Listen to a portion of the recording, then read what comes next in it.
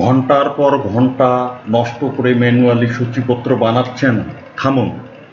Assignment বা রিপোর্টের সূচিপত্র manually dot dot দিয়ে লিখতে গিয়ে পেজ নাম্বার উলটপালট হয়ে যায়। আর না, এই টিউটোরিয়ালে দেখুন কিভাবে এক ক্লিকে প্রফেশনাল অটোমেটিক সূচিপত্র তৈরি করবেন। ভিডিওটি সেভ করে রাখুন।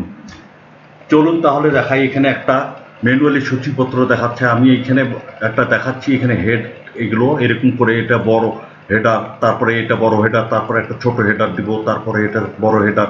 এরকম কিভাবে অটোমেটিক এই ম্যানুয়ালের পরিবর্তে আমি সূত্র দিয়ে হেডিং করে তৈরি করে হেডিং 1 হেডিং 2 করে বানাবো দেখাচ্ছি। তা প্রথমে যে হেডিংগুলো বড় করব সেইগুলোকে আমি, ধরেন এটাকে আমি বড় করলাম, এটাকে আমি বড় করব, এটাকে বড় করব, এবং তারপরে আমার এইটা হেডিং ছোট থাকবে। তো এই কয়েকটাকে ক্লিক করে আমার ম্যানুয়াল থেকে হেডিং লেখা আছে, হেডিংয়ে আমি ক্লিক করলাম, অটোমেটিক হয়ে গেল। এখন পরে আমি যে কয়েকটা আমি সাব হেড করব, সেই হেডার 2 করব, সেইটাকে ধরে আমি আবার সেই দুইটাকে ধরে আমি হেডিং 2 দিব। দেখেন এখন দুইটাই পরিবর্তন হয়ে গেছে, এবং হেডিং 2কে আমি ডান মাউস ক্লিক করে মডিফাই করলে এখানে আমার কালারটাকে আমি ধরেন এই কালার দিলাম, এবং ফন্টটাকে আমি ছোট করে দিলাম, বোল্ড করলাম, অটোমেটিকলি হয়ে গেল।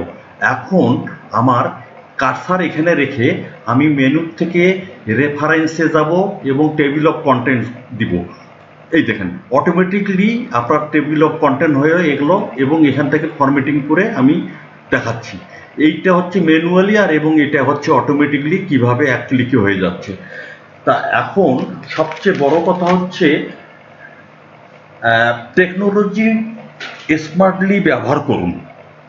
ভিডিওটি ভালো লাগলে এখনই সেভ করে রাখুন, আর বন্ধুদের সাথে শেয়ার করতে ভুলবেন না। এইরকম আরও দারুণ ট্রিক্স পেতে আমাকে ফলো দিয়ে রাখুন। See you in the next video. Thanks.